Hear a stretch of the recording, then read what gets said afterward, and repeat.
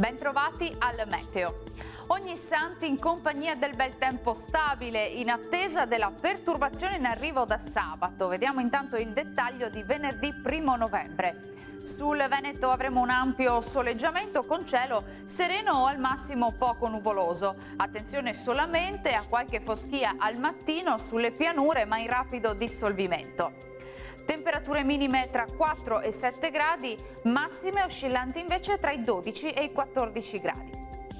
Tanto sole anche sul Friuli Venezia Giulia, sarà una bella giornata con cielo sereno ovunque, vedete.